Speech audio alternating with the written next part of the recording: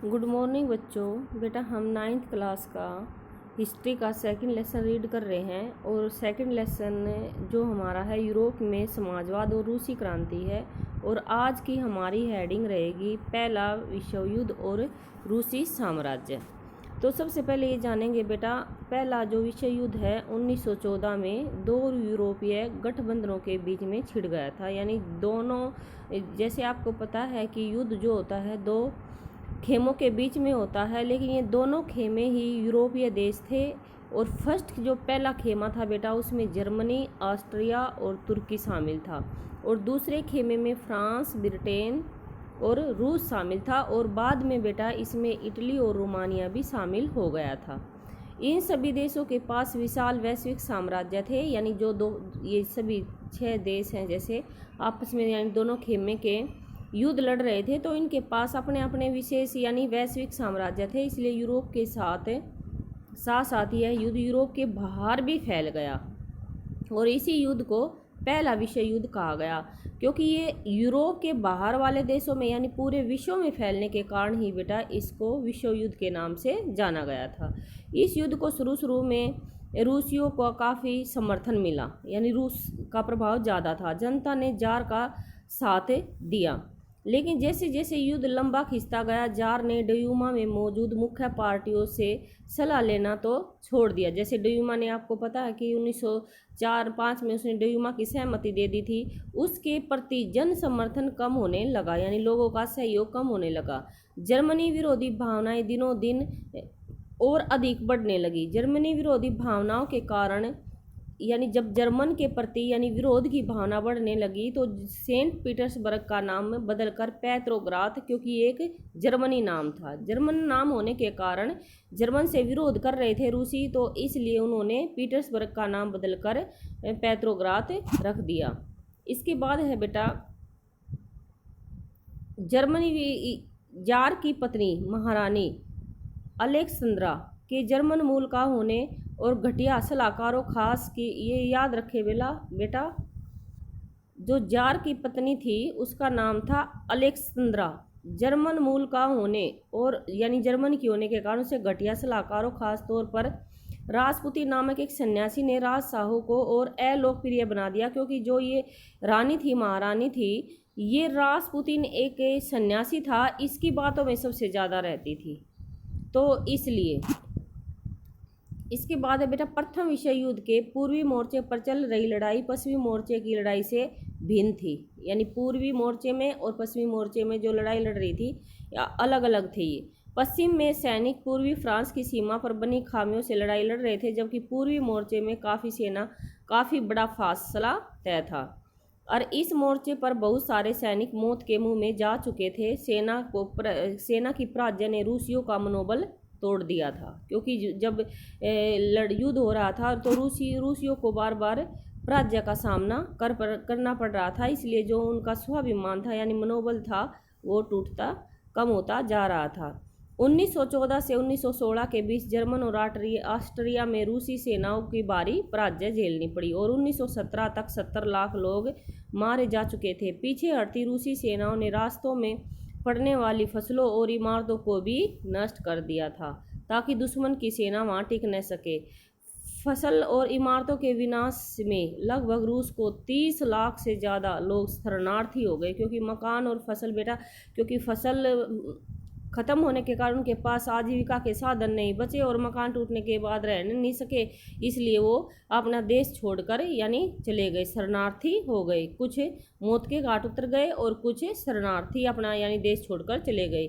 इन हालात ने सरकार और जार दोनों को अलोकप्रिय बना दिया। सिपाही भी युद्ध से तंग आ चुके थे, अब वे लड़ना नहीं चाहते थे। इसके बाद है बेटा हमारा टॉपिक युद्ध से उद्योगों पर भी बुरा असर पड़ा। रूस के अपने उद्योग तो वैसे भी बहुत कम थे, जैसे मैंने शुरू में ही बताया था कि रूस जो है पिछड़ा देश था और इसमें पीटर्सबर्ग में और एस्किको में ही थे। और क्या हुआ कि जो बाल्टिक समुद्र बंदरगाह हैं इस रास्ते से यानी विदेशी उद्योग का सामान वगैरह लाते थे, उस पर जर्मन का कब्जा था। लेकिन ये बाल्टिक समुद्र जो इससे व्यापार होता था इस पर कब्जा जर्मन वालों का, तो जर्मन वालों ने उस रास्ते को भी यानी रोक दिया।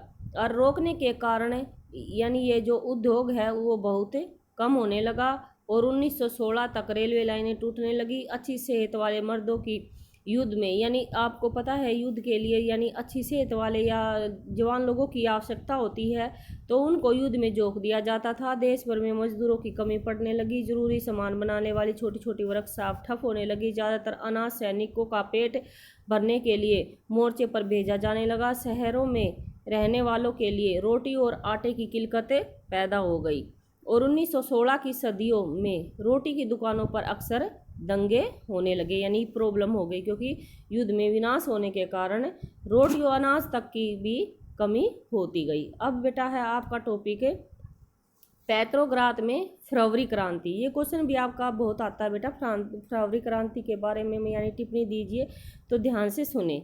जैसे बेटा सन 1917 में की सर्दियों में राजधानी पेट्रोग्राद आप याद रखें कि ये जर्मन के कब्जे में थी, जर्मनी नाम था, रूस में थी और पीटर्सबर्ग का नाम ही पेट्रोग्राद रखा था। पेट्रोग्राद की हालात भी बहुत खराब थी। ऐसा लगता था मानो जनता में मौजूद भिन्नताओं को ध्यान में रखकर ही शहर की बनावट तय की गई थी। मजदूरों के क्वार्टर और कारखाने नेवा नदी के दाएं तट पर थे। बाएं किनारे पर फैशनेबल इलाके थे, विंटर प्लेस और सरकारी इमारतें थी। जिस महल में डयूमा की बैठक होती थी वह भी इसी तरफ था। फरवरी में मजदूरों के इलाके में खाद्य पदार्थों की भारी कमी हो गई। आप ध्यान से देखें क्या कि फरवरी में मजदूरों के लिए खाने की जो वस्तुएं थी बेटा उनकी बहुत भारी कमी हो गई थी। उस साल यानी ठंड भी बहुत ज़्यादा पड़ रही थी और भीषण कोहरा था, बर्फबारी थी। संसदीय प्रतिनिधि चाहते थे कि निर्वाचित सरकार बची रहे, इसलिए वह जार द्वारा डयूमा को भंग करने के लिए की जा रही कोशिशों का विरोध कर रही थी। क्योंकि मैंने बताया था कि बार बार पहली जो डयूमा को बर्खास्त किया था जार ने 75 दिन में, दूसरी को 3 महीने में और तीसरी में भी आपको बताया था कि फिर बदल कर करके उसने यानी डयूमा को भंग कर दिया था। इसलिए लोग बार बार भंग करने के कारण यानी जार का विरोध कर रहे थे। इसके बाद है बेटा 22 फरवरी को दाएं तट पर स्थित एक फैक्ट्री में तालाबंदी घोषित कर दी गई। क्योंकि लोग अब जार का विरोध कर रहे थे तो जो फैक्ट्री थी बेटा वहाँ पर यानी तालाबंदी कर दी गई। और अगले दिन इस फैक्ट्री के मजदूरों के समर्थन में 50 फैक्ट्रियों के मजदूरों ने, क्योंकि जब एक फैक्ट्री में ताला लग जाता है तो यानी सभी फैक्ट्रियों के मजदूर थे, यानी उन्होंने भी हड़ताल का ऐलान कर दिया। यानी 50 फैक्ट्रियों के मजदूरों ने और बहुत सारे कारखानों में हड़ताल का नेतृत्व औरतें भी कर रही थी। और इसी दिन को बाद में अंतर्राष्ट्रीय महिला दिवस, क्योंकि महिलाओं ने भी इसमें सहयोग दिया इसलिए इसको महिला दिवस का नाम दिया गया। आंदोलनकारी बस्ती पार करके राजधानी के बीचों बीच नेक्सी प्रोफेक्स तक आ गई और उस समय तक कोई राजनीतिक पार्टी आंदोलन की सक्रिय रूप में संगठित और संचालित नहीं कर रही थी। जब फैशनेबल, जैसे आपसे बताया था बेटा, फैशनेबल लोग जहाँ पर रहते रिहायशी इलाकों और सरकारी इमारतों को मजदूरों ने घेर लिया और सरकार ने कर्फ्यू लगा दिया। शाम तक प्रदर्शन तितर बितर हो गए, लेकिन 24 और 25 तारीख को ध्यान रखे बेटा, 24 और 25 तारीख को फिर लोग इकट्ठा होने लगे। सरकार ने उन पर नज़र रखने के लिए घुड़सवार सैनिक और पुलिस को तैनात यानी सावधान कर दिया। रविवार 25 फरवरी को सरकार ने डयूमा को बर्खास्त कर दिया। यानी 25 फरवरी को फिर यानी इसको जो डयूमा जार ने घोषित किया था उसको फिर बर्खास्त कर दिया। और 26 तारीख को प्रदर्शनकारी की बहुत बड़ी संख्या बाएं तट के इलाके पर इकट्ठी हो गई और 27 को पुलिस से मुख्यालयों पर हमला करने के लिए उसको तहस नहस कर दिया। रोटी, तनख्वाह, काम, घंटों की कमी और लोकतांत्रिक अधिकारों के पक्ष में यानी लोग नारे लगाने लगे और अपने अधिकारों की मांग करने लगे। सरकार ने इस स्थिति पर नियंत्रण कायम करने के लिए एक बार फिर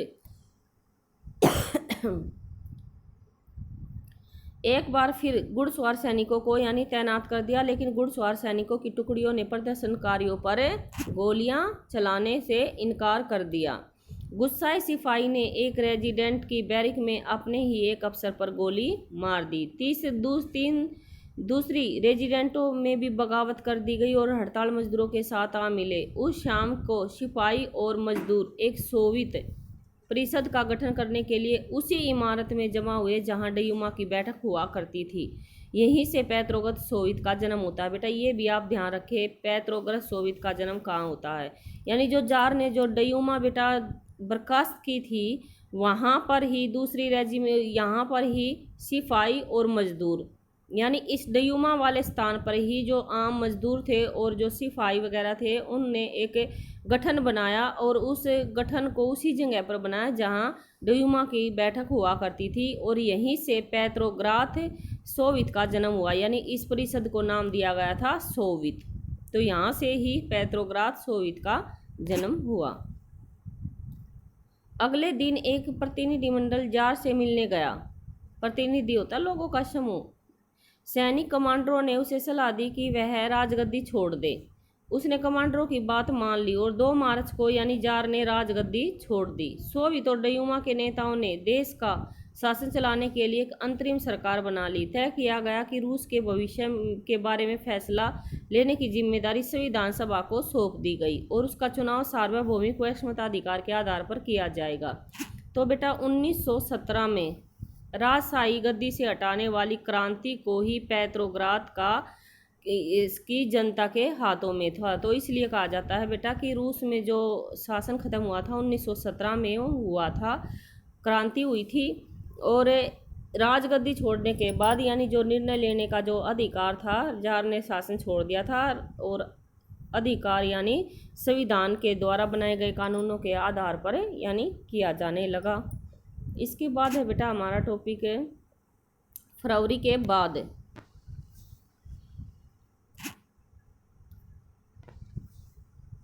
अंतरिम सरकार के सैनिक अधिकारी भूस्वामी और उद्योगपति प्रभावशाली थे। ये मैंने बताया था बेटा, अंतरिम सरकार का निर्माण हुआ, ये याद रखें आप। और इसके अंतरिम सरकार के जो सैनिक अधिकारी थे वे भूस्वामी यानी भूमियों के स्वामी, उद्योगों के स्वामी वगैरह थे, और इससे उनमें उदारवादी लोग भी शामिल थे, समाजवादी भी। जल्दी से जल्दी निर्वाचित सरकार का गठन चाहते थे। जनसभा करने और संगठन बनाने पर लगी पाबंदी हटा ली गई। हालांकि निर्वाचन का एक तरीका सब जगह एक जैसा नहीं था, लेकिन पेत्रोग्राद सोवियत की तर्ज पर सब जगह सोवियतें बनने लगी यानी परिषदें। अप्रैल 1917 में बोल्शेविकों को निर्वासित नेता, यानी ये बोल्शेविकों का नेता बेटा याद रखें, ये भी आपका क्वेश्चन बहुत इंपॉर्टेंट है। बोल्शेविका का नेता था व्लादिमीर लेनिन, रूस लौट आए। लेनिन के नेतृत्व में बोल्शेविक 1914 से ही युद्ध का विरोध कर रहे थे। उनका कहना था कि अब सोवियतों को सत्ता अपने हाथों में ले लेनी चाहिए। लेनिन ने बयान दिया कि युद्ध समाप्त किया जाए और सारी जमीन किसानों के हवाले की जाए और बैंकों का। ये क्वेश्चन आता है बेटा लेनिन का क्या ऐलान किया, तो उसने सबसे पहले क्या ऐलान किया, पॉइंट याद रखे। सबसे पहले वो चाहता था कि युद्ध को समाप्त किया जाए, जो सारी ज़मीन है बेटा वो किसानों को सौंप दी जाए, बैंकों का राष्ट्रीयकरण कर दिया जाए। इसके बाद हमारा टॉपिक है ये 3 मांगे बेटा उसने की थी। 3 मांगे करने के कारण ही, 3 मांगे लेने के कारण ही बेटा इसको अप्रैल थीम्स, ये भी याद रखिए आप। जो लेनिन ने 3 मांगे की थी बेटा, बैंकों का राष्ट्रीयकरण, किसानों को जमीन सौंप दी जाए, युद्ध को समाप्त कर दिया जाए, इन्हीं तीनों मांगों को अप्रैल थीम्स के नाम से जाना जाता है। उन्होंने ये भी सुझाव दिया कि अब रेडिकल उद्देश्यों को स्पष्ट करने के लिए बोल्शेविक पार्टी का नाम कम्युनिस्ट पार्टी रख दिया जाए। और बोल्शेविक पार्टी के ज़्यादातर लोगों को अप्रैल थीम्स के बारे में सुनकर काफ़ी हैरानी हुई। उन्हें लगता था कि अब समाजवादी क्रांति के लिए सही वक्त नहीं आया है, इसलिए फिलहाल अंतरिम सरकार को ही समर्थन दिया जाना चाहिए। लेकिन अगले कुछ महीनों की घटनाओं में भी उनकी भी यह सोच यानी बदल गई और गर्मियों में मजदूर आंदोलन और फैल गया। औद्योगिक इलाकों में फैक्ट्री कमेटियां बनाई गई। कमेटियों के माध्यम से मजदूर फैक्ट्री चलने के मालिकों के तौर तरीकों पर सवाल खड़ा करने लगे। ट्रेड यूनियन यानी मजदूरों की हड़ताल की तादाद बढ़ने लगी। सेना के सिपाहियों की समितियां बनने लगी और जून में लगभग 500 सोवियते अखिल रूसी सोवियत कांग्रेस के प्रतिनिधित्व भेजे। जैसे जैसे अंतरिम सरकार की ताकत कमजोर होने लगी, बोल्शेविकों का प्रभाव बढ़ने लगा और सरकार असंतोष को दबाने के लिए सख्त कदम उठाने लगी। सरकार ने फैक्ट्रियां चलाने की मजदूरों द्वारा की जा रही कोशिशों को रोकने और मजदूरों के नेताओं को गिरफ्तार करना शुरू कर दिया। जुलाई 1917 में बोल्शेविक द्वारा आयोजित किए गए विशाल प्रदर्शनों पर भारी दमन का अर्थ उनका शोषण किया गया। बहुत सारे बोल्शेविक नेताओं को छिपना या भागना पड़ा। इसके बाद है बेटा गांव में किसान और उनके समाजवादी क्रांतिकारी नेता पुनः वितरण के लिए दबाव डालने लगे। इस काम के लिए भूमि समितियां बनाई गई थी। सामाजिक क्रांतियों के से प्रेरणा और प्रोत्साहित लेते हुए जुलाई सितंबर के बीच किसानों ने बहुत सारी जमीन पर अपना कब्जा कर लिया। इसके बाद है बेटा हमारा टॉपिक है अक्टूबर 1917 की क्रांति। ये भी आता है बेटा क्वेश्चन, अक्टूबर 1917 की क्रांति के बारे में बताए। तो बेटा ये करेंगे हम कल। आज के लिए थैंक यू बेटा। आप इतना ही ध्यान से पढ़े, वीडियो को बार बार सुने ताकि आपकी समझ में आ जाए।